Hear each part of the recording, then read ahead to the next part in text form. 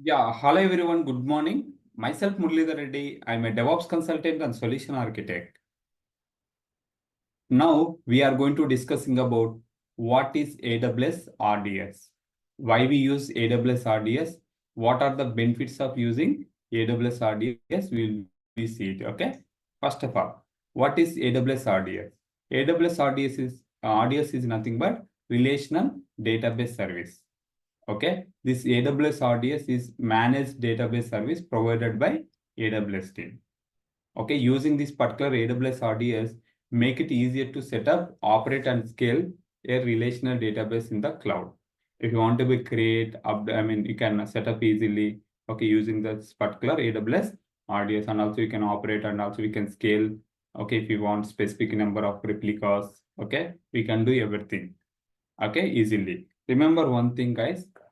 Some of the organizations, right, if they are using cloud is AWS, they will be use this AWS RDS. This particular AWS RDS, it will be inside the AWS RDS, we can create a different types of databases, MySQL database, postgres SQL, okay, MariaDB, SQL Server. Depends on whatever you require, you can use it. The main advantage of using this one, right? You don't require to worry on that one managing the server. Okay, everything will be taken care by AWS team only. Just what we will do, right? We'll be we whatever we requirement, right? We'll be create a RDS cluster with MySQL example. Okay, with a specific amount of storage. Okay, instance type. Okay, whether you require multi-agent or not. Okay, everything will be select, and once we click it, it will be created the particular RDS one, okay, specific engine. Clear, right? That's why majority of the organizations also using RDS. Okay, fine. Now here there are different features are providing RDS. One is managed service. As I said, right, this RDS is AWS managed service. It means like the AWS team, it will be manage the database tasks such as any patching, okay, backups, and also replication. Everything will be taken care by AWS team only. You don't require to go and do the manually. You don't require to worry on that one. Everything will be taken care by AWS team only. Okay. And next one, multiple database engine. As I said earlier, right? It will be RDS support multiple database engines like MySQL, Postgres SQL, Oracle, SQL Server, MariaDB. Okay. There are multiple database engines are supporting. Okay. Depends on use cases, right? We can create. Example, you can create a RDS MySQL. Okay. If you want to maintain your MySQL in cloud. Okay. Clear, right? Fine. Now, and also automated backup. If you want to be take the backup, we can take the automated backup with point-in-time recovery. Okay, automated backup with point-in-time recovery. Remember, guys, this automated backup, right? Usually depends on use cases. We may take one every 1 hour, every 4 hours, every 6 hours, 12 hours, 24 hours. Depends on use cases. But the thing is, when it comes to the production, highly recommend is at least we need to take the backup of every 1 hour. Okay, if possible, every 10 minutes also depends on use cases. But if you take the backup, right, it will be very costly, remember. Okay, for taking the backup or restoring, right? Taking the backup, it will little bit cost. Okay, it will little bit cost. Depends on use cases. If your data is more secure, right? Example, the data is related to banking. Okay, you don't want to lose single user info, right? That's why we'll be take every 10 minutes, every 1 hour, depends on. Okay, fine. Usually, right, we'll be take the 1 hour for production. For dev QA, right, we don't much worry on that one. That's why we may take every 1 day, take the backup. Okay, and scalability. And here, when you create once you create the Redis cluster, right? Sorry, RDS cluster, right? What you have to do, right? If you want to be increase number of replicas, you can just add it. Okay, you can scale specific compute and storage also. Let's take example. Currently, when you create the RDS with MySQL, you have given the 50 GB. Okay, if you want to increase 50 to 100, you can do it. Okay, we can also easy to do it that one. And also high availability. And here this particular RDS, it is supporting multi-agent deployment also for automatic failover and reliability purpose. So if you want, you can use the high availability, especially for production, right? We'll be use the multi-agent only. Especially for production, we'll be use the multi-agent only. Okay, understand, right? And also, yeah, any questions here? These are the features, major features. And coming to that, in this RDS, when you are creating RDS, we have a couple of things you should be aware of that. One is RDS Subnet Group. Okay, if you want to be create that RDS, you have to be create the subnet group. That subnet group, what it will do, right? Inside the RDS subnet group, we'll be select specific subnets. We'll be select the specific subnet where you want to be create the particular RDS DB instances. Okay, the main uses of this one, right? When you whenever we are creating the RDS MySQL, right? You have to select the particular one so that the particular RDS instances, it will be launched in the particular VPC and the specific subnets only. Okay, for that one we have to create the RDS subnet group. Okay, understand, right? Just simple. We have to create the RDS subnet group. We have to select specific subnets, and then you can attach this particular RDS subnet group whenever you are creating the RDS MySQL, anything, postgres SQL, whatever. Okay, and parameter group. Parameter group related to this is related to manage the engine configurations and runtime parameters. Okay, this particular example, if you are using MySQL engine having different configuration runtime, right? For that one, we have to create the parameter group. Okay, default parameter group also is there, but the thing is the default parameter group, right? You don't have option to edit it if you require. But when you create your customized one, right? You can, if you record, if you want change that particular values. Remember, in this particular parameter groups, right? In this major uses, you can customize the database settings for performance and behavior. And one more thing you have to remember, in the parameter group, there are two types. One is static and dynamic. If you made any changes, static value inside the particular parameter group, what you have to do, you have to reboot your server. That particular DB servers, you have to reboot it. Okay, understand that? You have to reboot it. But if it is dynamic, right, you don't require to restart it. Reboot means restart it. You don't require to restart. Understand that? This is a parameter group related to that engine configuration and runtime parameters. Okay, and next one is option group. Option group also, it is it won't be support for all the engines, only for few. Okay, it will be manage the features and functionalities specific to database engines. It will be manage the features and functionalities specific to database engines. Okay, the major uses, right? It will be enable features like encryption, performance enhancement, and also additional capabilities also it will be support. But this option group may not be used.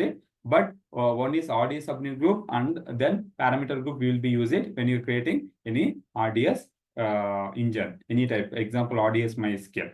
Okay, clear, right? Any questions now? Any questions? And also, when you create the RDS, right, there are different types of storage types available. Depends on use cases, will be used different storage type. One is general purpose, SSD.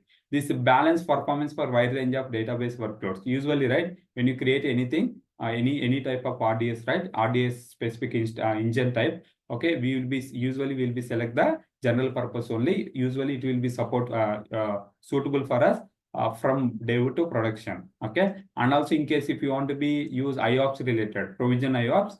Okay, if your database data is, if your data required for IOPS, right, then you will be use this provision IOPS. Okay, high performance storage for IOPS intensive database workloads. You'll be use this particular provision IOPS. Third one is magnetic. Remember, guys, this magnetic will be used for dev QA. But in real time, right, when it comes to the dev QA also, will be use the general purpose only. But if you are doing any POC, right, you can use this magnetic. This is a very less cost-wise, very less compared to remaining two. Okay, with the low IO input output operation per second. Okay, the particular requirements. Okay, understand that? These are the options. I mean, one is RDS subnet group, parameter group, option group, and also RDS storage type. Okay, these are the things you should be aware. Again, I'm telling, depends on project to project. If they wanted to maintain RDS cluster, I mean, if they wanted to create the MySQL, Postgres SQL in the cloud, right, we'll use the RDS. RDS is nothing but, again, relational database service. Now, what you can do, right, you can go to the Google and you can type it here, RDS. Okay, here you can see it, manage the relational database service. You can click this one. Okay. Now here you can see the particular RDS console. And remember, guys, this RDS is the particular what you can say region specific. Currently, I'm in North Virginia. Now you can see it here, databases. Initially, maximum you can create a 40 databases only. In case if you want to be use more than 40, you can raise the ticket. I mean, you can raise the quota. Okay, request quota. Database, go to the databases. Here we can see that we don't have any databases, but here you can go to the subnet group. Here you need to create the subnet group. If you're not creating the default, it will be create the specific subnet group. Okay, dev-rds, or I already created this one. That's why if you want, you can create the subnet group and you can give it here dev sub. Okay, example I'm giving subnet group. Okay, you can give any name. Okay, here you can give the description as well.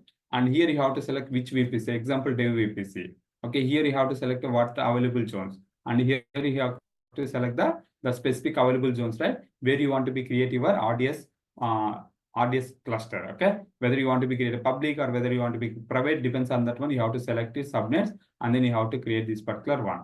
Example, we already created this one, dev RDS. Now, if you see here, we have created this in this particular one. Remember one thing, in real time RDS cluster, we always create in private only, but practice purpose, we will create the public. Okay, but remember, we always create the cluster in private only. Okay, clear? Sorry, private only in real time. Okay, understand it? The subnet group you will be understand it. Now go to the parameter group. If you want, you can create the specific parameter group also. And also we have a default parameter groups related to MySQL 8.0 specific one. It will be use it if you are not creating. And in case if you want to be create a specific one, you can create a parameter group and you can give it. And here very most, here very most important engine type. What type of engine? You are going to create a MySQL community or MySQL or aurora postgres. Depends on that one. You have to select. Example, I've selected the MySQL and here you have to select which type of version you are using. Example, I'm using MySQL 8.0. Okay. Here there are two types: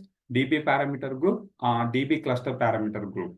You wanted to use this one cluster parameter group or DB parameter group. You can select, depends on that one. Okay, understand that? This is the one. And also option groups as well. We have. You can create the option group. By default, it will be there. If you're not creating, default it will be use this particular, whatever you are using that particular RDS one. Okay, and also you can select which type of, example, MySQL. What is the version? Example 8. You can create the option group as well. Here you can see that option group. Example, you created this one, right?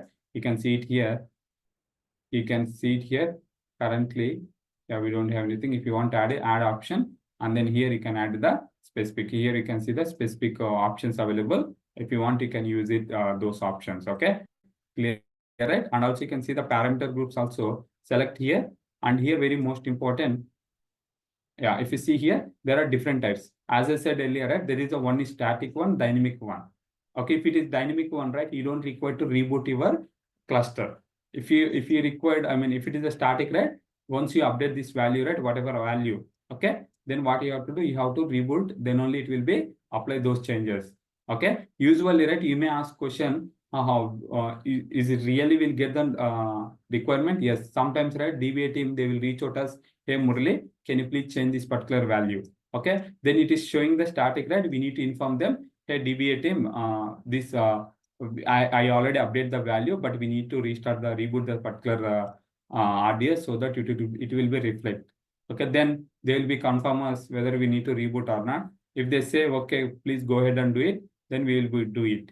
But dev QA UAT, we don't require any ICR or CO change order. Okay, for production, right? Don't do immediately.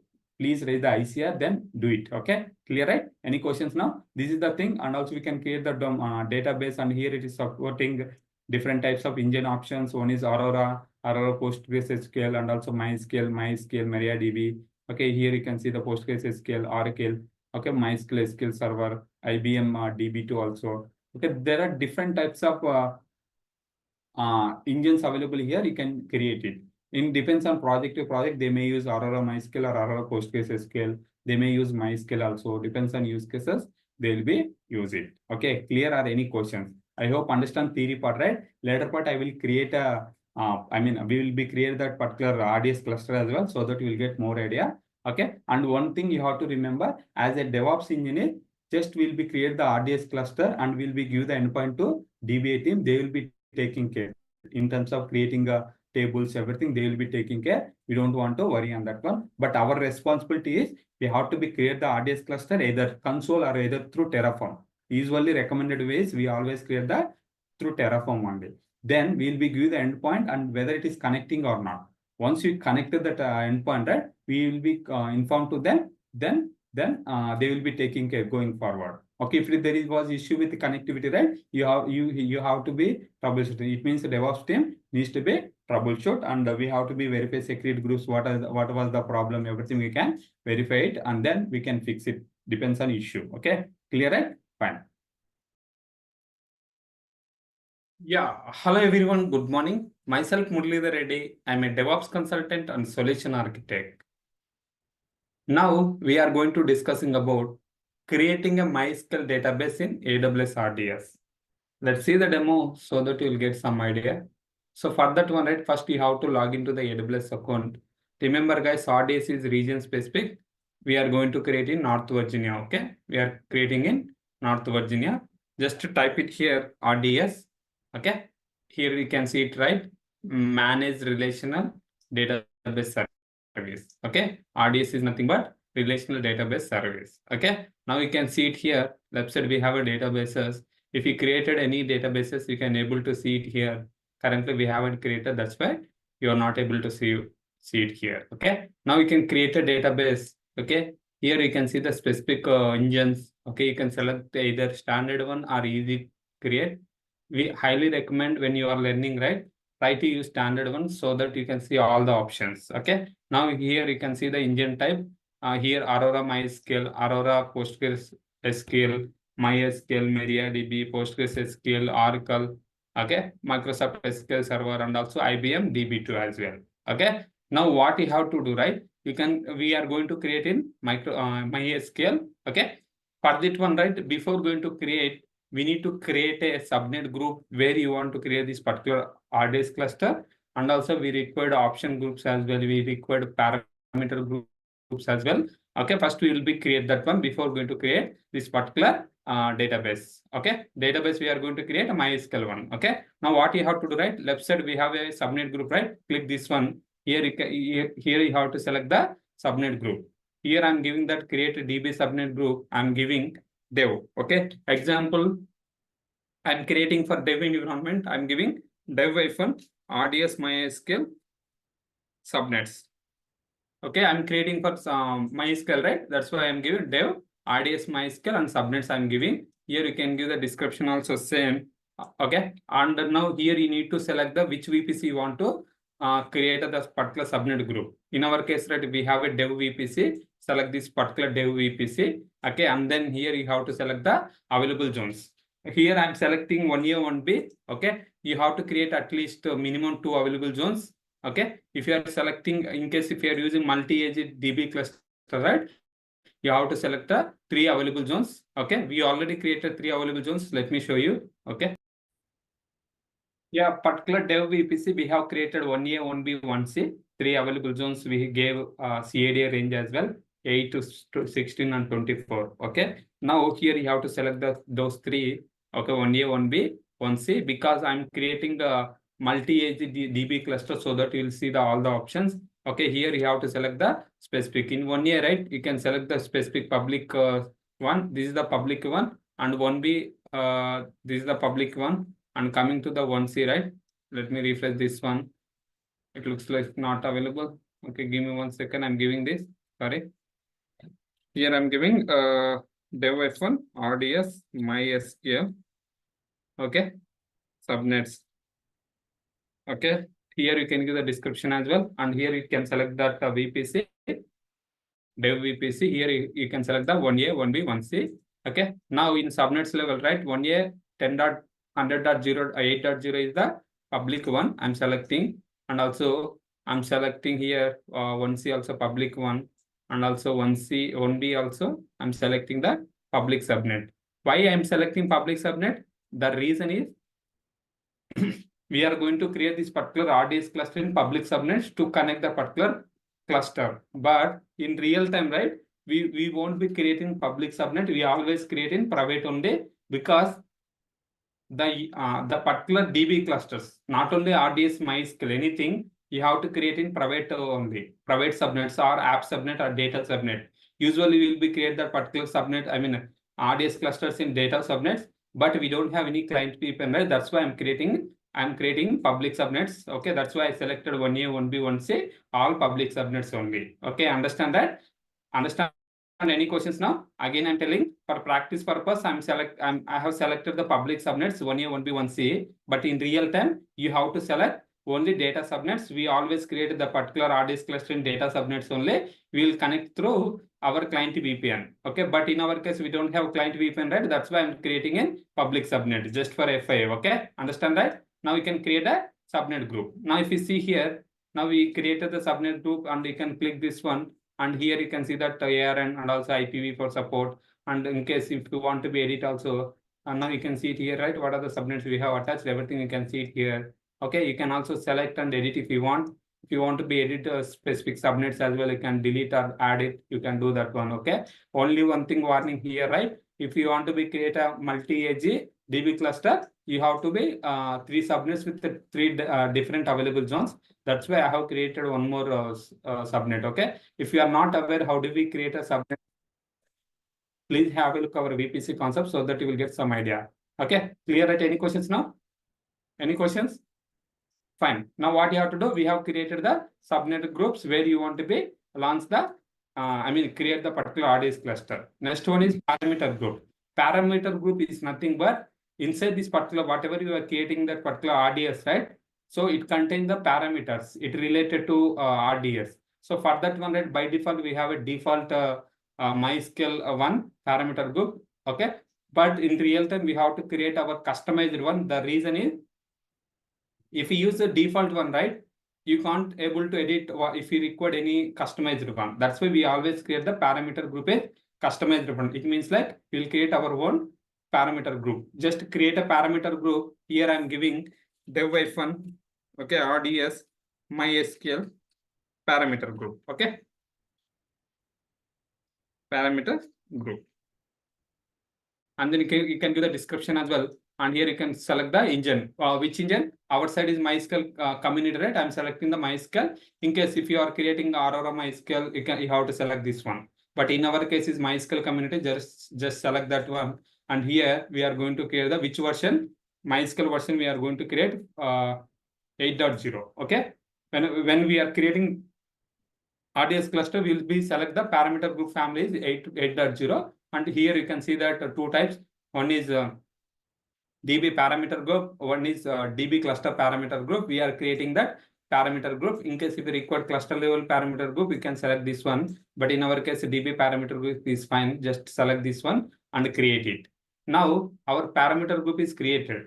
Okay. Now you can do that one. Just click this one. You can see it here. Customized one. What is the type DB instances? What is the family, description, everything.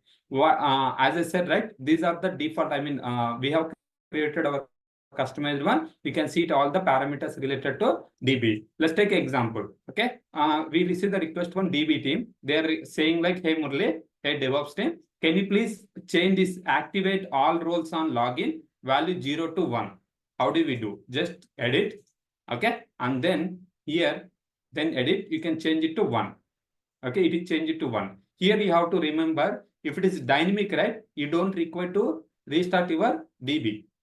You don't require to restart your DB cluster, either writer or reader instances.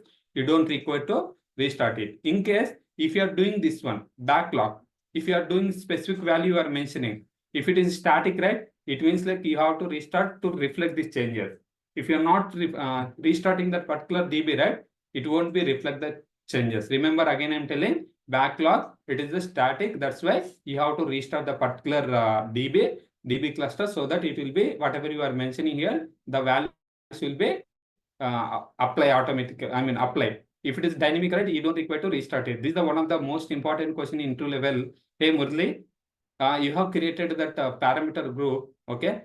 You have made some changes. One of the parameter group related to auto commit. Example. You mentioned something. I see that we have 2 options. One is static and dynamic. What is the major difference? If it is a dynamic, right?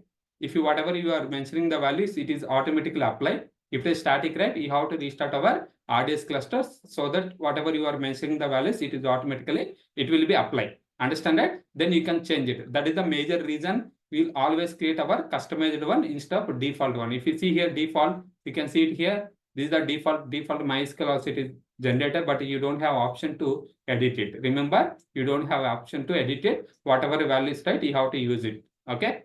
That's why we always in real time, we always create the customized one. Then we, in case if we get the request from DBA team to do some changes related to parameters, we'll be update. Okay.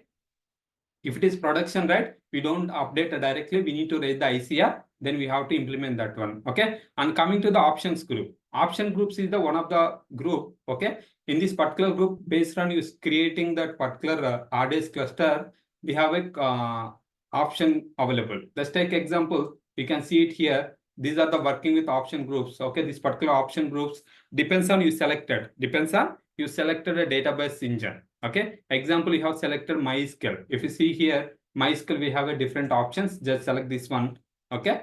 Just select this one. Okay. This one also we need to create a customized one. Depends on use cases. If you observe here, option groups for MySQL DB instances, you can enable this MariaDB audit plugin. Okay. Memcache. Depends on use cases. We can do that one. Okay. This one also default. We have a default option group, but we need to create the customized one. Okay. Always recommended to create a subnet group, and parameter group and option groups are customized one. Okay. Click the option group. Now you can see it here, right? Default this one. And here you can see that whatever we have, you don't have any option to edit it. Okay. Even see if you select this one, right? Are you able to see any edit option? No. Now what we need to do, right? We can create a group.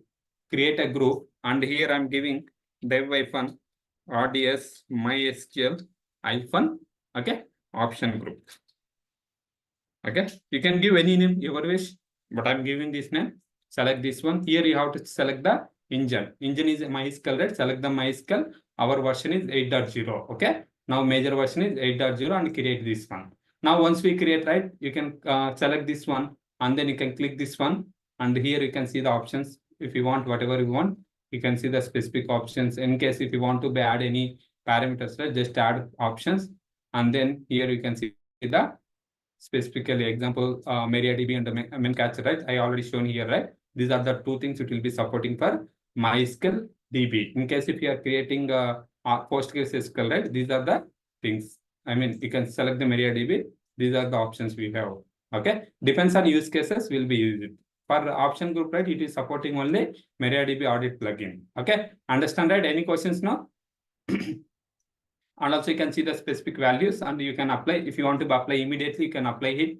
If you want to be apply later, you can do that one. Depends on use case. Okay. Now we have created all the things. Now we can create a cluster. Go to the databases, create a database, and here you can give the name. What is the name I'm giving? Now first you have to select the standard create or easy create. Highly recommend to create a standard create. Okay. Now you can come down. Here I'm selecting the MySQL because we are creating a MySQL one. You can here you can see that MySQL is most popular open source, and also it will be support up to 64 terabyte data. We can store it here. Okay, it is support both general purpose and memory optimized, and also performance wise also instances classes. It will be support all trustable performance as well. Okay, and also it support automated backup, point in time recovery, and it is support up to 15 replicas per instance within a single region or 5 replicas cross region. Okay, understand that? It is given high level points as well. Now we can select the specific one. We receive the request from DBA team. Hey Murli, hey DevOps team, can you please create a RDS cluster? Okay, with a MySQL one with specifically what you want. I need to create the MySQL version is specific version. Engine version is I required engine version is 8.0.39. Because it is the latest version. Usually in real time, we won't create latest version. We will be create a specific version. Example, I'm selecting 8.0.36. Okay. Now you can see it here. Now it's selected MySQL and the addition is MySQL community. And here engine options versions. If you want to be sure that specifically only show that multi-agent cluster, you can select this one, multi-agent. Available zone agent is nothing but available zone DB cluster. In case if you want to see that particular only RDS optimized writers, you can select this one, but we don't require, just uncheck it. Here you can select all the whatever required version. Currently, most of the organizations are using 8 version. Okay, example, I'm selecting 8.0.36. Okay, in case if you want to be enabling that RDS extended support, You can select this one, same as in AWS EKS also, right? We have option. If you enable this enable RDS extend support, right? It will be extra charges. Okay. And here template, right? You can select this one template. Here we have a production. Okay. If you select the production, right, it will give all the available and durability related options. If you select the dev, you can see it is only a few. If you select the free tier, right, it will give the just a free tier related. We are going with production because in real time we require production related setup, right? That's why I'm going to explain production one. Select the production one. Okay. Here, if you see here availability and durability. Here there are three options, deployment options. One is multi-agent DB cluster. What is multi-agent DB cluster? If you select this multi-agent DB cluster, one primary DB instances and two readable standby instances. It means, right, when you create a multi-agent DB cluster, one writer instance it will be created, two reader instances will be created. Okay, clear, right? Understand, right? And the data will be writing in writer instance. If anyone getting the data, right, it will be fetching from reader instances. Okay, and the next one is multi-agent DB instances. This is the DB cluster. This is the DB instances. This one also, it will create a one primary DB instance and standby DB instance in different available zone. But the only problem with this one, right? The standby DB instances, right? It is nothing but read instances. It does not support connections for read workloads. Read workloads, it won't be support. Okay. Third one is single DB instances. Usually this one will be use it for dev environments. It will be created only one primary. It won't be create any standby DB instances. But when it comes to the production, right, we always choose, especially we'll be choose the multi-agent DB cluster. Okay, understand, right? And here I'm giving that DB cluster identifier. You can give the DB name. Here I'm giving dev-RDS MySQL. Okay, RDS MySQL I'm giving. Dev is a dev environment. I'm giving the RDS MySQL. Okay. Now here you can come down. The default username is the password where you want to store it. Whether you want to store it in AWS Secret Manager or whether you want to maintain your self-managed one. Okay. In my case, right, if you're in real time, usually we are storing that secret. We are storing the key in Secret Manager only. But in my case, right, I'm selecting the self-managed one. It means like you can create your own password and it will be you have to store it in somewhere. Example, you can create a secret and you can store it there as well. Okay, understand that? Any questions now? And here, if you want to be generate auto-generate password, you can do that one. In case if you want to give it to the password, you can give it here also. Example, I'm giving here. Okay. Now just copy this one and I'm putting it in Notepad. Okay. Copy this. No, it is not copying. Give me 1 second. For that one, right, or else you can go to the Google. Okay. You can type it here, password generator. Okay, password generator. Here you can see that last pass, click this one, password generator. Here I'm giving come down. Here you can give that I don't equal symbol, just give it 16 or 18 characters. Okay, copy this and you can paste it here for further requirement. Okay, just here you can give that password. Okay, now you can give in, right? If you see here, it is strong password only. You can confirm again password. Okay, now we have given that password. Admin username is admin. When you are connecting this cluster, right, we required admin username and also we required password. Password also I have stored it in Notepad as well. Okay, now you can come down. Again, I'm telling here, we majorly in recommended way also we store it in real time. We store it in AWS Secret Manager only. It will we are storing that credentials in here, but in our case we can take it. I mean, store it in our local. Okay, fine. Now you can come down and the DB instance classes, which instance you want to be used. Whether you want to use standard class, okay, include M series. You wanted to use memory optimized classes, including R classes. You wanted to use compute optimized classes, including C classes. Depends on use cases, depends on our application, what type of it is expecting. This one, right, they will be provide that information. Hey, DevOps team, we required M series, we required 4 GB memory, 16 GB RAM. Okay, depends on. Example, I'm selecting memory optimized, and here you can see that specifically 2 CPU, 16 GB RAM, and here you can see that specific one. Okay, and also you can see the lot of things depends on use cases.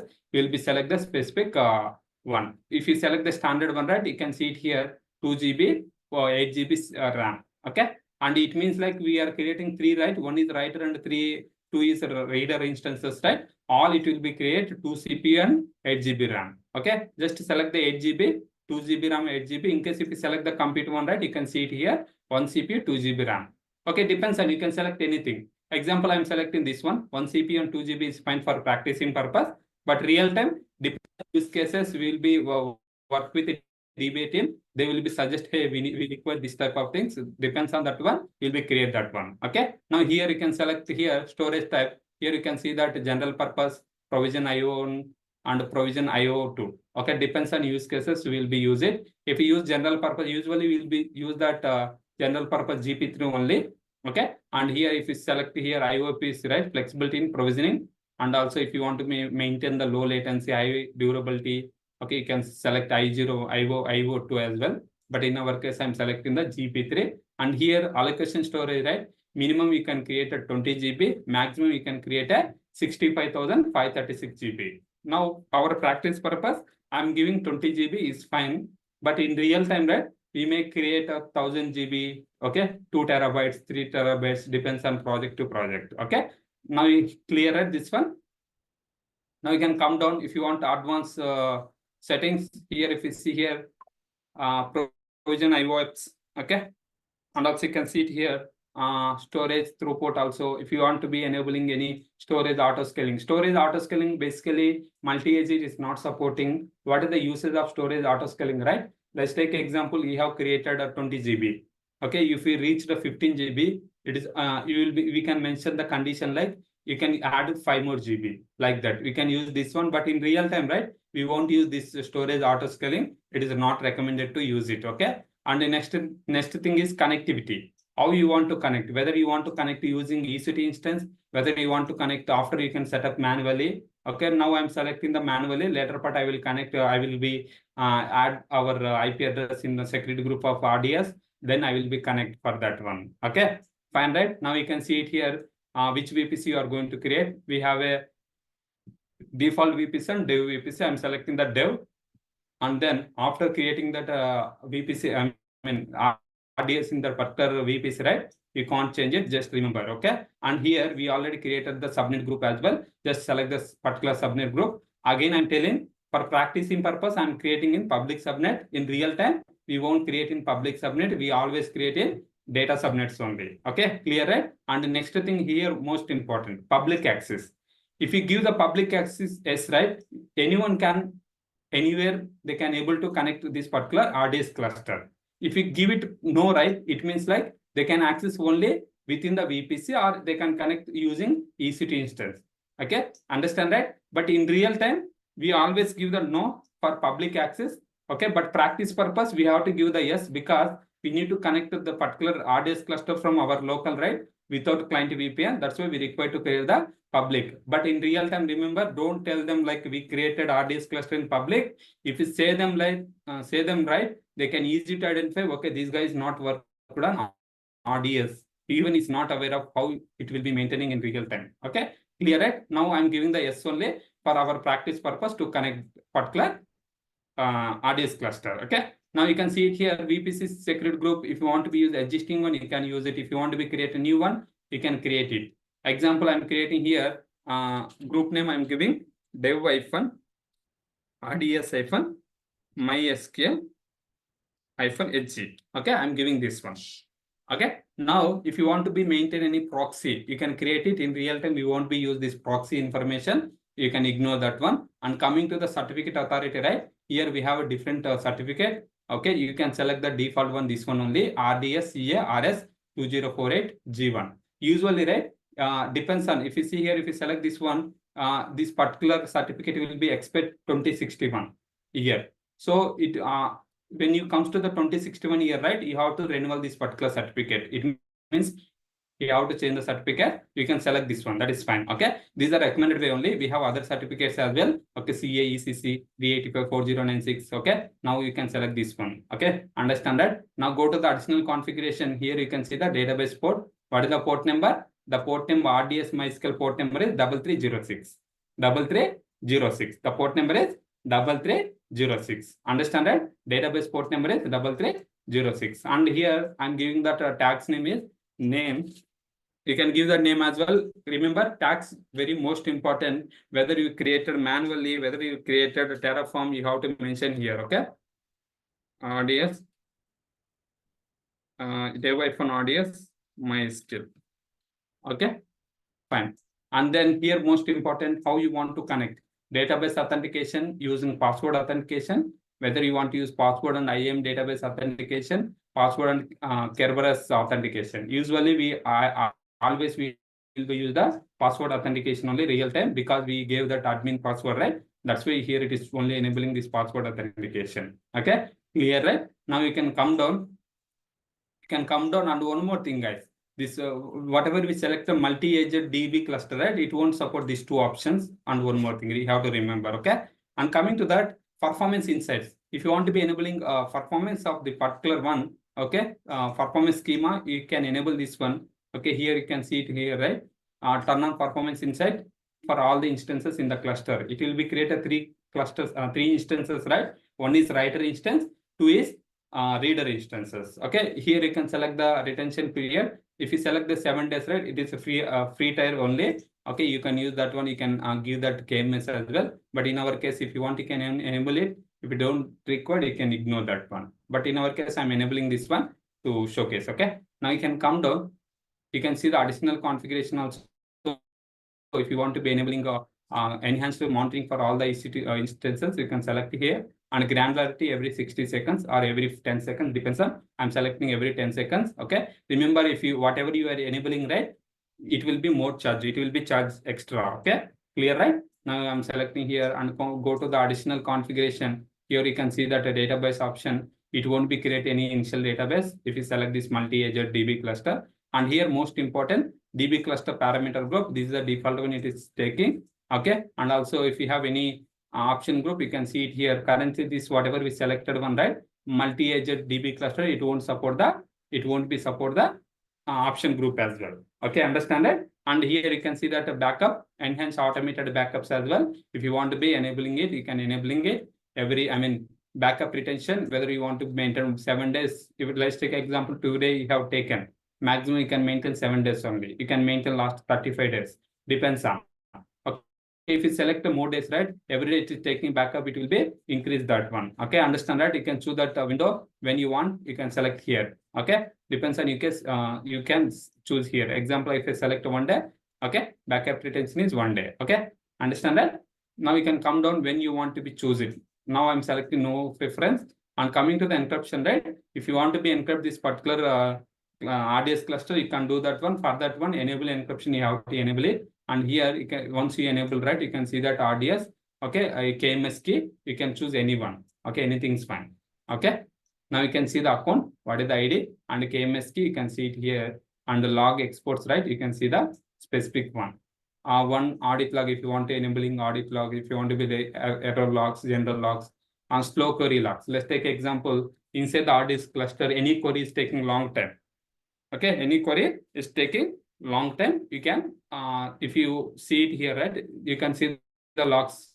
Okay, the particular slow query logs. Okay, understand that? In here also IAM role, it will be using default one, RDS service linker role. And if you want to be maintenance, let's take example, any minor version. Okay, any minor version coming. Okay, if you want to be do automatically. Okay, auto minor version upgrade, you can do that one. When it comes to the production, right, usually we won't enabling it, but when it comes to that dev QA UAT, right, we may enable this auto minor version upgrade. Okay, it won't be any downtime, but still very careful. Okay, now we can see that maintenance window, usually we can select specific time. Non-business hours will be selected. Example, your project is US based project. Okay, US based project means highest hours, it will be morning 9 to evening 6 o'clock. We can set up any time. It is a UTC format. You have to convert to IST so that it will be good. And the next thing is, if you select this one, right, deletion protection.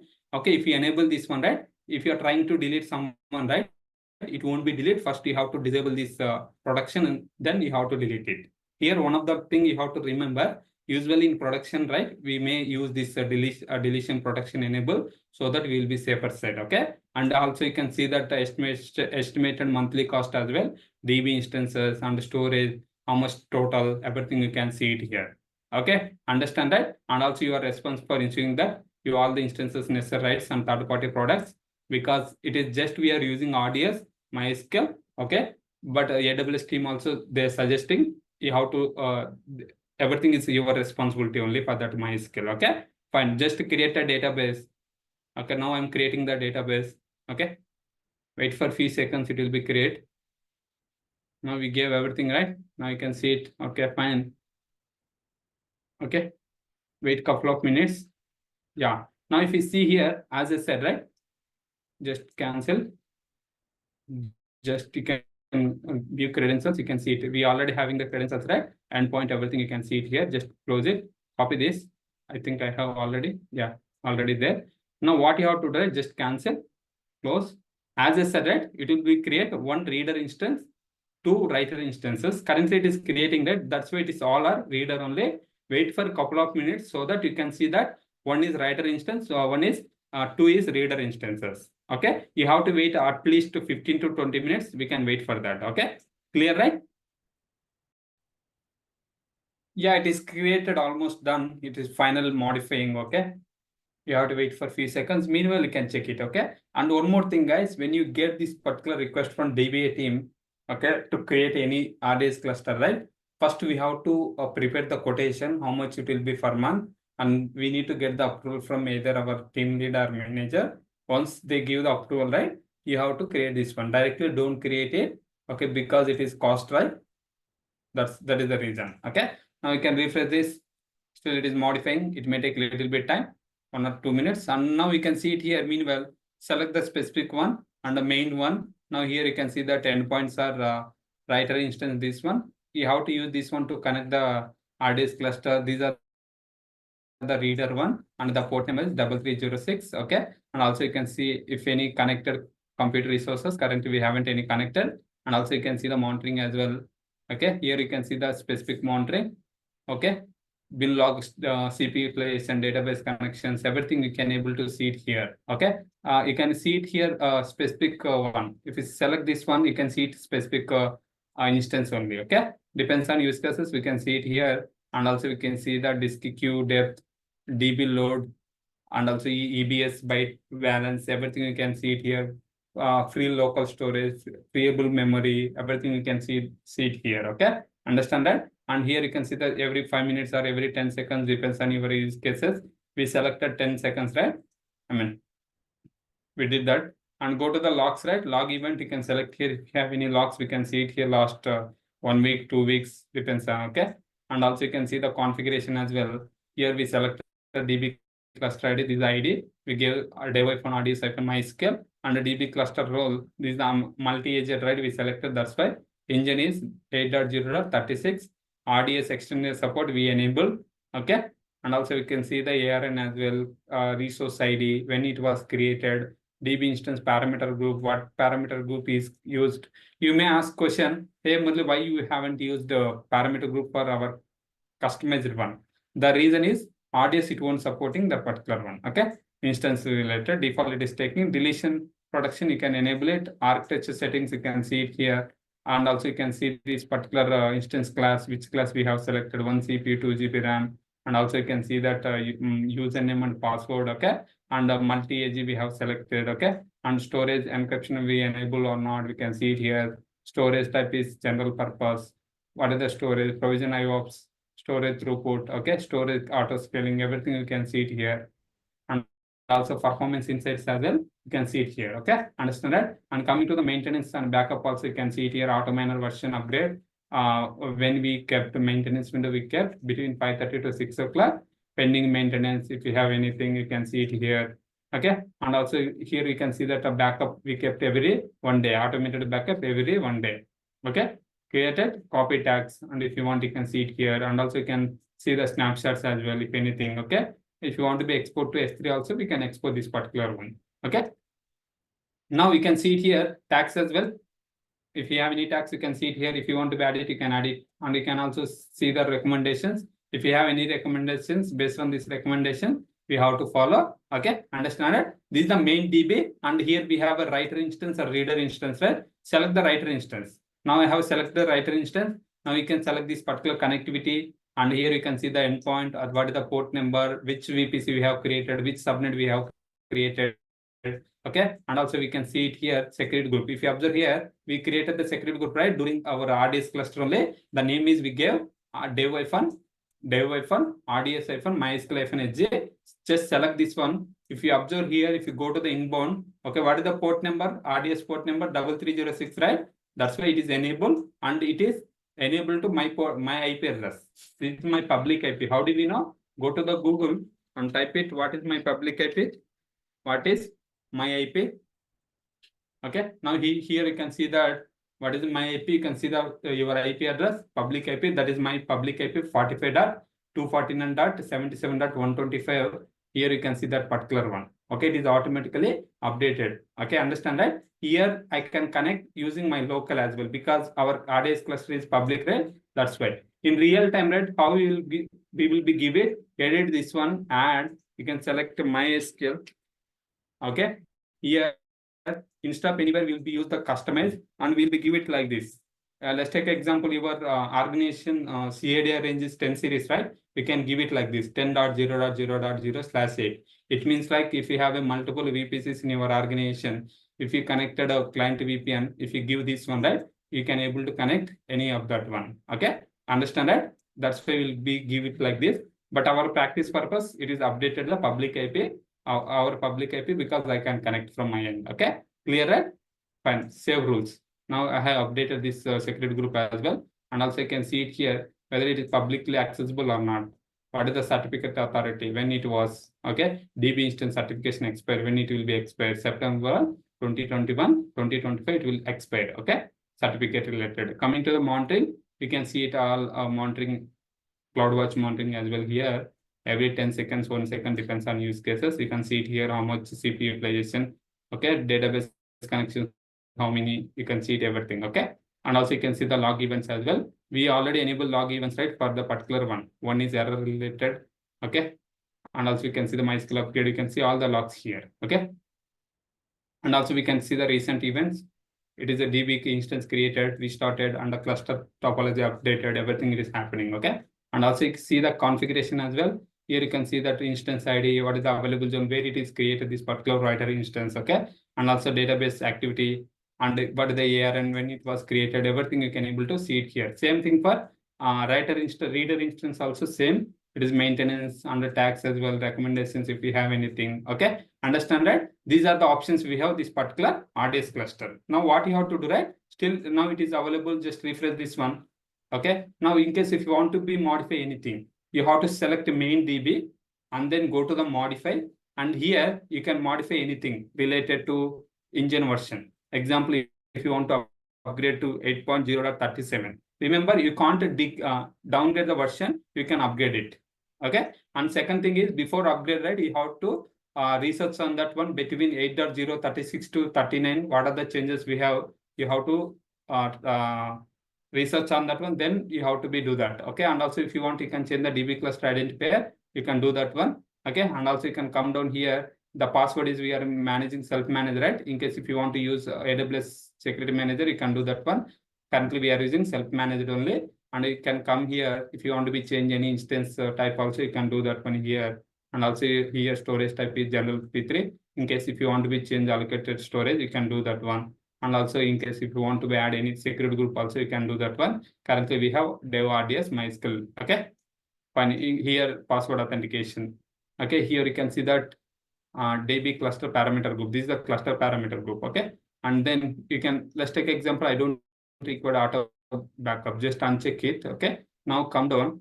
I don't require to do anything, just click continue. Now if you see here, we selected backup retention period 1 day, but currently new value is 0. Here most important thing, whether you want to apply maintenance window, because maintenance window having 5:30 to 6 o'clock.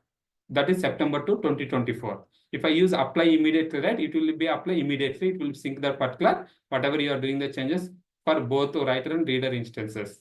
Usually, right, depends on use cases, we will be choose either apply immediately apply during the next schedule window. Okay, now I'm selecting apply immediately. Click the modify cluster. Okay, here backup retention, invalid backup retention usually must be either 1 to 35. You have to give it. Just uncheck it here, back down. Okay, you can come here. Where is that? Backup. We have disabled the backup. Okay, anyway. And also you can enable these logs as well. Instead of backup, I'm enabling this. Okay. And also you can enable auto scaling this. I'm giving the 2. Okay, instead of 1, I'm giving the 2. Just click continue. Here you can see the 2 options. One is 1 day to 2 day. And also I'm enabling the audit log everything. Okay, just apply immediately. Click the modify cluster. Now what will happen, right? It will be modified. Okay, wait for a few seconds. It will be automatically modified here. Okay, fine. Now what you have to do, in case if you want to do any changes, go to the actions. If you want to be reboot this one, it will be reboot all the instances. In case if you want to delete, you can delete it. In case if you want to do the failover, failover is nothing but, let's take example. Currently we have writer instance is primary. This particular instance one is primary. In case if you want to be keep it this reader and the remaining any one is writer instance, we can using this failover, you can do that one. If you click the failover, right, it will be failover to another instance and other instance. Now it will whatever we have a current writer instance, right, it will go to the reader, and then remaining to any one of it will go to the writer instance. Okay, and in case if you want to be this one, right, go to here, you can click this one, you can reboot this specific one as well. Okay, understand that? Now what you have to do, in case if you want to set up a EC2 connection, you can do that one. If you want to set up a Lambda function connection, you can do that one. Okay, if you want to create a read replica, we can do that one. Okay, if you want to take any snapshot, click this snapshot. You can take the snapshot, enter the cluster. If you want to be take specific DB instance, okay, you can select the enter snapshot. You can do that one. Okay, and also you can see it here. If you want to restore point in time, you can do that one. If you have any already taken snapshot, right? If you want to restore, you can do that one. Okay, you can do and just come to the restore point in time. Okay, understand that? Now uncheck it. Now if you see here configuring log export, right? We enable the log export. That's why it is happening. Okay, now you can go to here. You can create 0 ETL integration, create a RDS proxy, okay, create a elastic cache cluster. If you want, you can do that one. These 3 we won't use much. You can ignore that one. And in case if you want to restore from S3, you can do that one. If you have any backup taken in S3, you can restore to specific engine. It will be support either MySQL or aurora MySQL here. Okay, understand that? Clear? Any questions now? Any questions now? Okay, now this is the process of creating specific databases. This is one of the most important. Before going to create, we need to get approval, so that once they give the approval from our either team lead or manager, then we will be created either through manually or through Terraform. Usually recommended with Terraform only. We can discuss when it comes to the Terraform concept. You will get more idea. But for creating the RDS cluster, right, you need to aware of how you can create in through manual, right? That's why I have showcased here. Okay, understand that? Any questions now? No, right? Yeah, hello everyone. Good morning. Myself Muralidhar Reddy. I'm a DevOps consultant and solution architect. Now we are going to discussing about connecting to the RDS MySQL from EC2 instance. How do we do? Let's see. Let's see the demo so that you will get some idea. Okay, for that one, right? We already created one RDS cluster. If you see here, this is our RDS cluster. Now what we need to do, right? I have created one EC2 instance. From EC2 instance, I need to connect to the RDS cluster. How do we do? Let's see. Okay. For that one, right? What we have to do, first we have to install, I already connect to the server as well. First we have to install the MySQL client. For that one, right? First you can use m update command to update any packages. Okay, I'm using m update command here. First you can use m update. Okay, then give it. Now if you see here, all our packages up to date only. That's why it is showing that no packages marked for update. And second thing is we have to install the MySQL client, right? For that one, right, we have to install the MariaDB server. So what you have to do, you have to use m install command, and then I'm giving -y means it won't ask yes or no option. It will automatically install the MariaDB server. Okay, MariaDB server is a MySQL client. Okay, for that one, right, just run it here. Sorry, you can copy again here. Okay, you can copy here and you can paste it here. Okay, now it will be installing MariaDB. If you see here, it is installing MariaDB, and also if you have any dependencies also, all are installing. Okay, understand that? Now we have installed that particular one. Now what you have to do, you have to use systemctl, okay, enable command to enabling the particular service, okay, MariaDB. Okay, then enter it, it is enable the particular service. Now what you have to do, right? Now we can check the status. Why I have enabled it? Even if you reboot the server, right, it will be up and running this particular MariaDB. Okay, systemctl status MariaDB service. Now you can see it here currently inactive. Now what we will do, right? We can start the MariaDB. For that one, right, just instead of status, you can do that restart or start. You can give the restart. Okay. Now I gave the restart, and then I can use again status. Now you can check the status, right? Now it is running. Okay. Everything's fine. Started the MariaDB server. Now what you have to do, right? Now the final command, right? You have to use the MySQL -h, and then instead of localhost, you have to give the endpoint of that particular RDS, and then you have to give the username, and you have to give the password, right? For that one, right? Go to RDS, go to select this writer instance, select this one, and then copy this particular endpoint. Okay. Then what you have to do, right? Instead of localhost, you have to paste it here. Now I'm pasting here. If you observe here, MySQL -h, this is the endpoint, writer instance endpoint, -u, and giving that the username is the admin, -p, you have to enter the password. Now what I'm doing here, right? Just copy this one, and then you can run it here. Let's see. Now it is asking the password. You have to enter the particular admin password. Currently we have that password here, right? Just copy this one, and you can enter here, paste it here, then enter. If you see here, I'm trying to connect this particular MySQL. I have entered the password, correct password. Still it is connecting. It might be the reason is, it might be the issue with the security group. What you have to do, right? If you go to that EC2 instance, okay, in this particular security group, go to the security group. If you observe here, in this particular security group, the name is dev-sc, right? This particular security group, we have enabled, go to the inbound rule, right? Here, if you observe here, we enable only port number 22. Okay, but if you want to be connect this particular MySQL, right, we need to enable the 3306. For that one, right, what you have to do, one thing is you have to edit here, add rule, go to the MySQL, okay, Aurora. Here you can enable the port number 3306. Then in this particular RDS, right, we have a security group, right? We can add this security group to this particular inbound of EC2 instance. Now what I'm doing here, right? Now we can give it a dev. If you see here we have a dev RDS MySQL HC. Select this one. What will happen, right? This particular 3306, I'm allowing this particular security group. It means like, let's see what will happen. Okay, save the rules. Now we can try to connect. Just exit this. Now try to connect. Okay. Now you can copy this. Okay, enter. Now if you see here, still I'm not able to connect. Now what you have to do, right? If you go to that RDS MySQL security group, here you have to enabling your that particular security group. You have to enable that. Go to here security group. If you see here RDS, right? If you go to the inbound rules, here you can see only 1.330 IP. We have enabled only for my public IP. But what you have to do, right? Go to edit inbound rules. Here add role. Here you can enabling 3306 is MySQL. Okay, MySQL Aurora. Now here you have to give the custom. Here you can give the security group of EC2. Okay. Now you can see it here. Dev-sc, right? You can enable this one, right? It means like, hey Murli, in this particular RDS security group, I'm allowing this particular EC2 instance security group so that you can connect from EC2 instance. Okay. Remember earlier we did from dev-sc, right? We don't do this one. We can remove this one. We don't require. Just I'm removing this. Just remove, edit. Okay. Just I'm removing this EC2 instance security group. We don't require.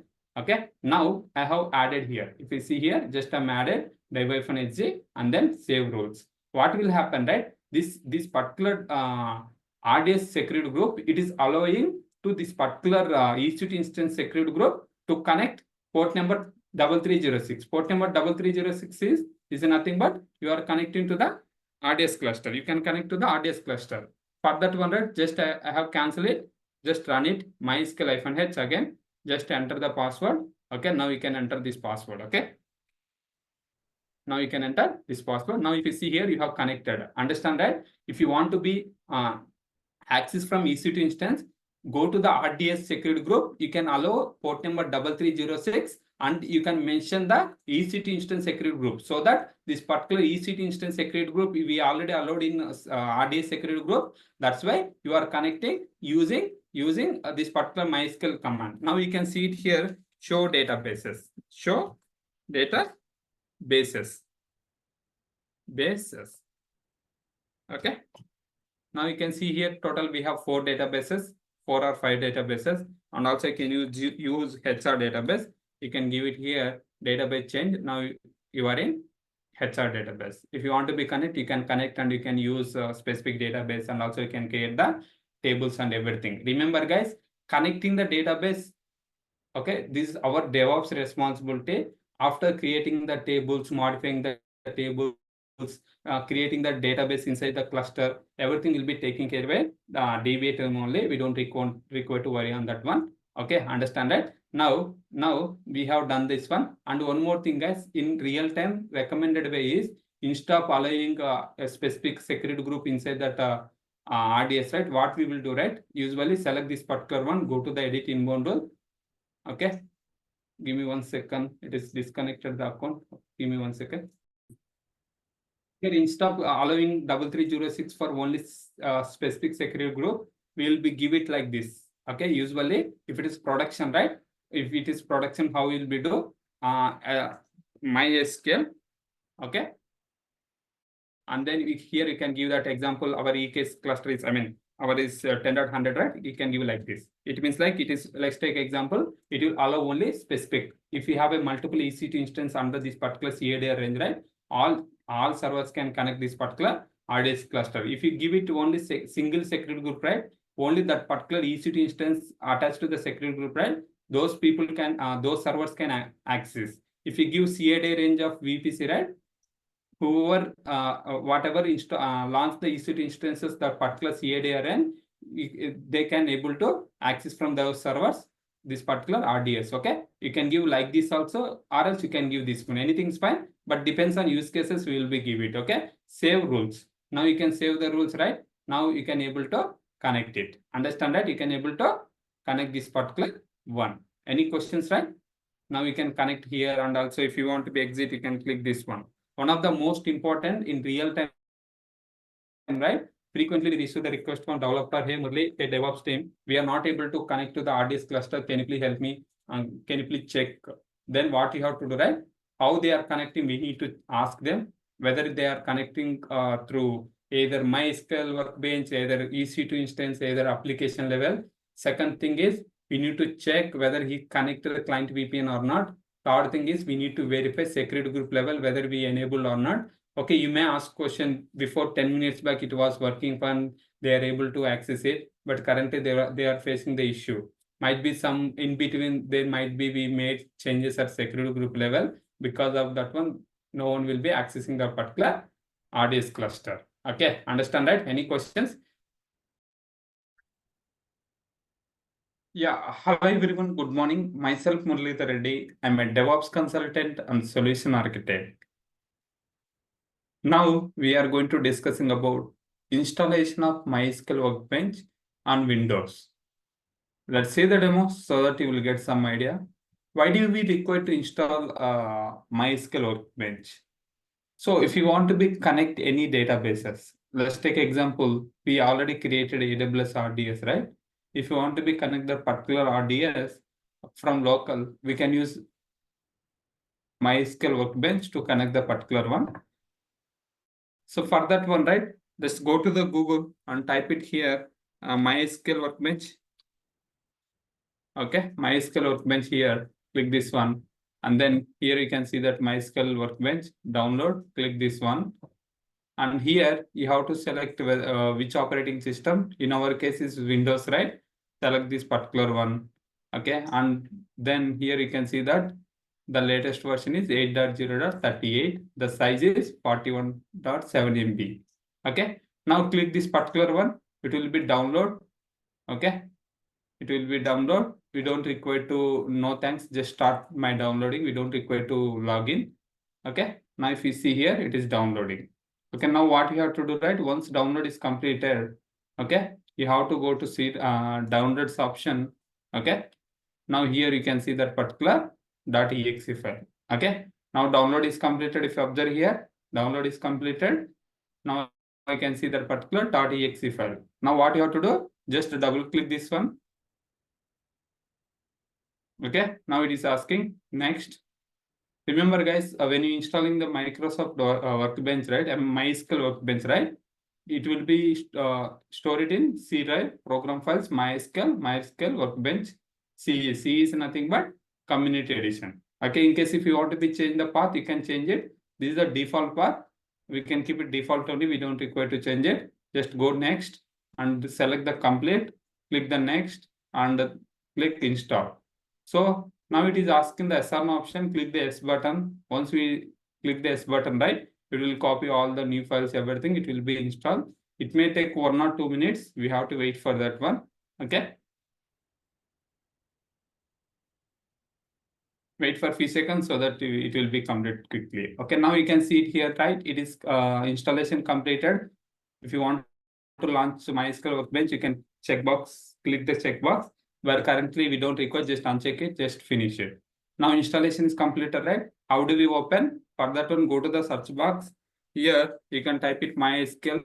Now you can see that particular MySQL Workbench 8.0. Okay, just click this one so that it will be open.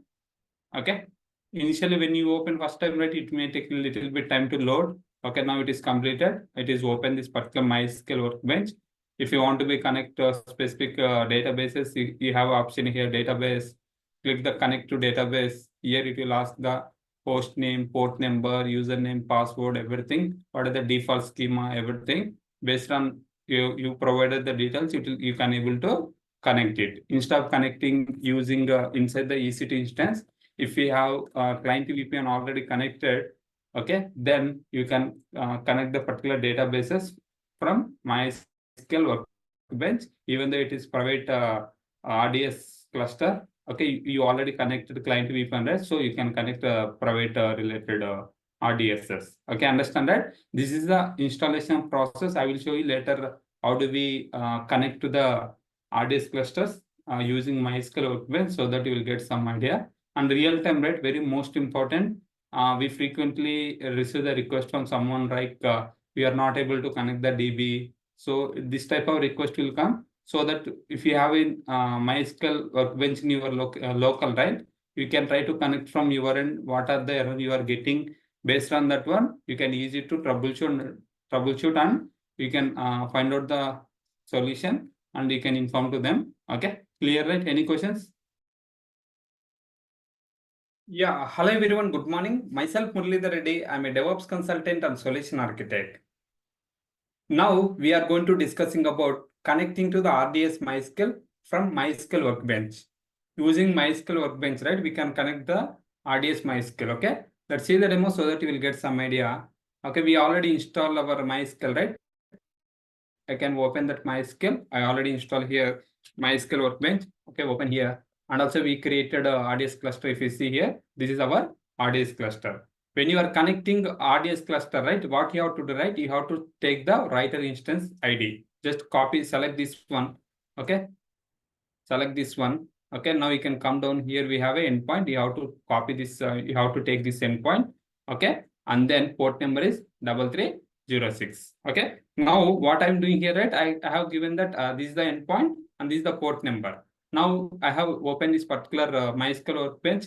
Now what you have to do, go to database, connect to database, and then here you have to select the standard ICP IP. That is fine. And here you have to give the host name. Host name is nothing but the particular endpoint. This is the endpoint writer instance endpoint. Remember guys, this is the writer instance. Copy this one, paste it here. What is the port number? The port number is 3306, right? You have to give it here. And what is the username? The username I'm giving admin. Okay, this is the admin username. And here you have to give the password, store in vault, and you have to mention here password.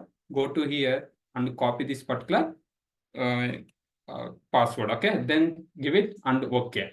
Okay, now if you want to be given default schema, you can give it. Okay, just click OK. Now it will take little bit time when you are connecting initial time, right? It may take up to 30 seconds to connect this particular cluster. Remember, you may ask question, hey Murli, you haven't connected any client to VPN, how you are connecting? First thing is, we created our RDS cluster in public subnets.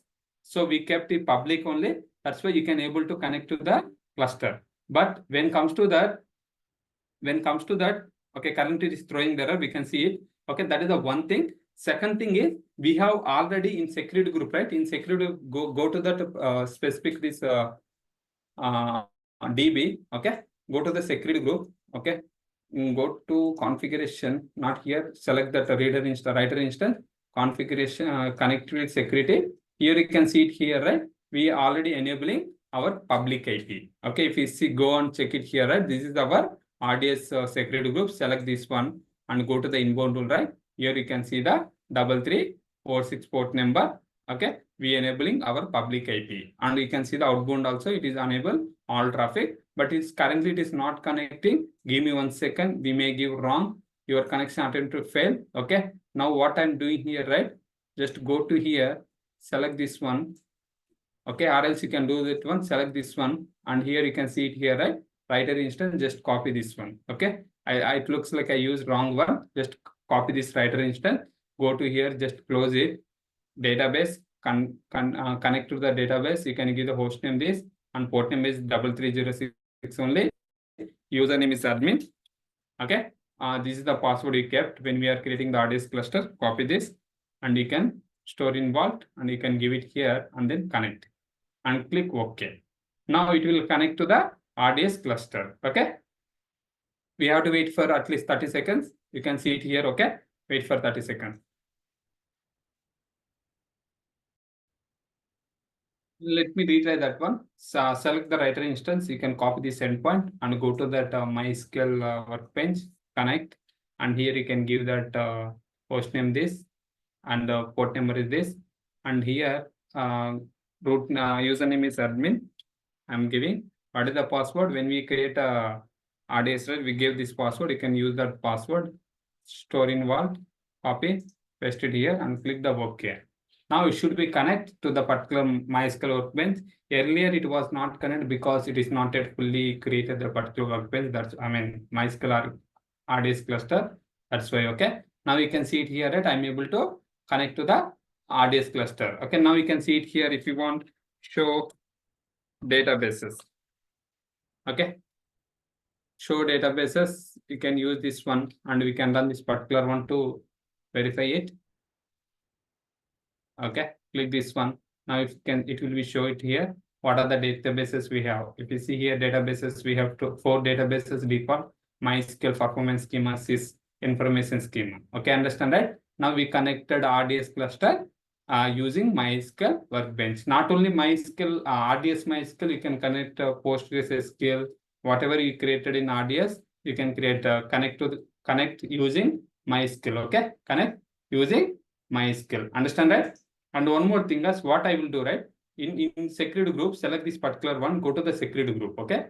Now what I want to do right here, I will be remove my my particular inbound rule. Okay, go to here, go to the inbound rule.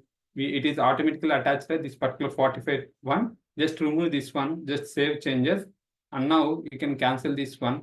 And then again connect to the particular database, connect to the database. Here you can give the host name. Okay. This is the host name, right? Take the writer instance host name. Okay. Sorry. Here the port name is 3306, and here I'm giving the admin. Okay. Now here you need to give the store in vault, and you have to give the password. What is the password? This is the password, right? Just copy and paste it here. Okay. Now you can click the OK. Okay. In security group, just we have enabled only. We have enabled inbound rule. We have enabled only this one 3306 only for 10 series. But we haven't enabled my port number, my public IP, right? That's why if you're trying to connect, right, you can't connect. The reason is you haven't enabled that particular. You haven't added your IP address in security group. That's why it is throwing the error. Cannot connect to the database server.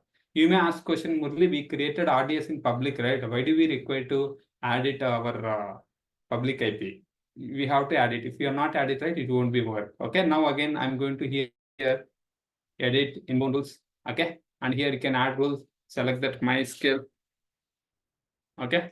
And then here you can select the my IP so that it is automatically fetched here and you can see it here, right? Now you can try to connect, it should be good. Okay. Now again, I'm connecting. And here you can give that particular endpoint. This is the writer instance endpoint. Okay. If you trying to connect reader, right, you can't connect. Remember, you have to connect writer instance. Okay. Then you have to give that username is admin. Okay. And then you can give it here password. This one you can give it here and click OK. Click OK. Now, if you see here, you should connect your RDS MySQL from MySQL Workbench. Okay. Wait for a few seconds. Now you have connected this one. Now if you see here, you have connected. Now what I'm doing here, right? Go to that RDS cluster. I'm taking the reader instance. Copy this one. This is the reader instance one. Okay. Copy this one. Go to the RDS. This one only. MySQL Workbench. Go to the database. Connect to the database. Here you can give that a reader instance. The port number is 33306. Username is admin. Okay. And here store in vault. You can give the password. Okay, you can give the password here. Click OK, then click OK. Now I'm trying to connect to the reader instance. Let's see what will happen. Okay, for reader and writer instance, security group same only we have already added. But when trying to connect to the reader instance, right, I'm able to get it. I'm able to connect to the particular server. But the only thing is, if you have a reader instances, in code level, right, it won't be write the any data. Only writer instance only, it will be write the data. Reader instances, it is only get the data. Okay, databases and give this and then run it. Now, if you see here, specific databases, we can see it here, both reader and writer. Okay, usually, right, we'll always connect to the writer instance only to see, and if you want to write any data, you can do that one. Okay, understand that? Any questions now? And then I can do one thing. Create database in I'm creating one database in reader instance. Okay, this is a reader instance only, right? Yeah, create database. Just giving the HR database I'm creating. Okay, then click here. Now you can see it here. It is throwing the error. MySQL server is running with read only. If you see here, this is the error you are getting. Okay, understand that? Copy this raw data. And you can paste it here, you will get some idea. If you see here, you are getting created database HR, you are getting 1290. The MySQL server is running with the read only option. So it cannot be executed the statement. Okay, understand that? You can't create your statement as well. Understand that? Any questions? Even you can connect to both reader and writer, but you can't write any data in reader instance. You can write only same data. I'm creating same table in writer instance. This is the writer instance. Just I'm running this. Just create it. Now you can see it here, right? It is created. Okay, now I can show you that I can see that whether database is created or not. Show data bases. Okay, now you can give it here and you can run this one. Create. Now you can see it here, right? Now I'm able to get that HR database as well. Okay, understand that? Inside the cluster, I created the HR is the database. Okay, and understand that it may contains financial database and some other things we can create it. Okay, I hope understand that. Any questions now? And one of the most important, you have to remember some of the use cases, right? DBA team, they may reach out us. Hey Murli, hey DevOps team, we are not able to connect the RDS cluster. Can you please check? If you are not able to connect the RDS cluster, there are multiple reasons. One is whether in security group we enable or not. Second option is whether you are using correct writer instance or reader instance or not. You have to verify these two, and whether you connected the client VPN or not, because in real time RDS clusters will be created private only instead of public. Okay, understand that? Any questions now?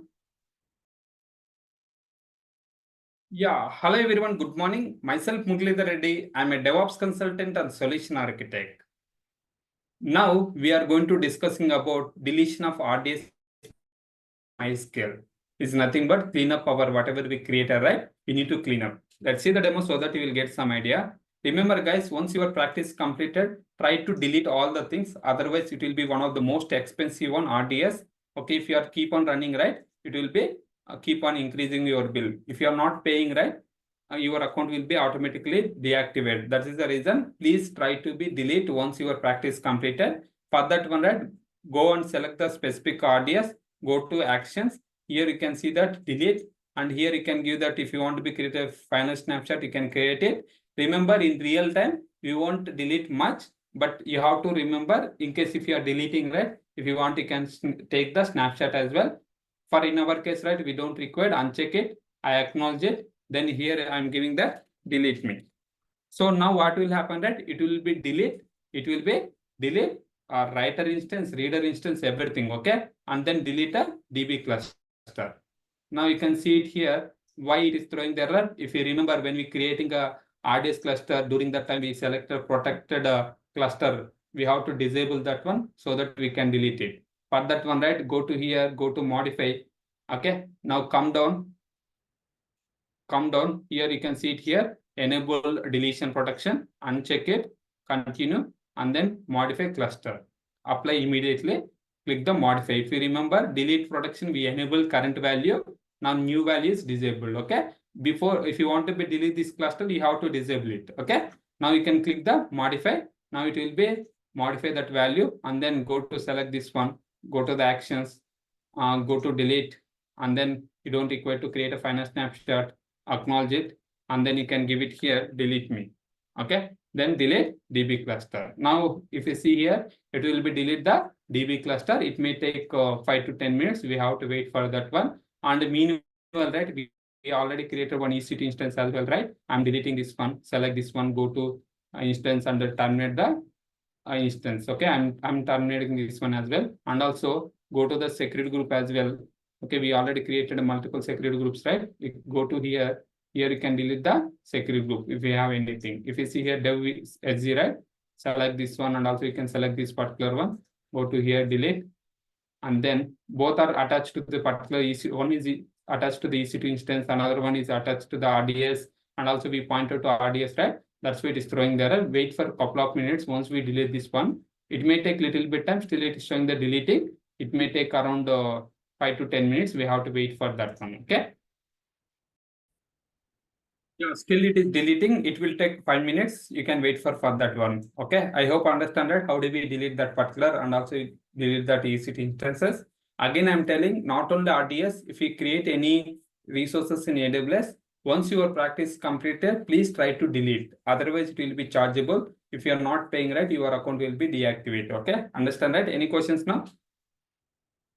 If you have any questions, feel free to reach out to me via LinkedIn, Instagram, and also we have a Telegram group. You can join there. And also we have a YouTube channel, Tech World with Murli. You can subscribe there to get more updates. And also we have a techworldwithmurli.com website. In this website, I publish all the DevOps related courses, DevOps, AWS, Kubernetes, Terraform, logging and monitoring help. If you are anyone planning to enroll the course, you can use the DevOps 50 coupon code to get 50% discount for 1 year plan. This is the limited offer only. Okay. Thanks for watching this video. We'll see you next video.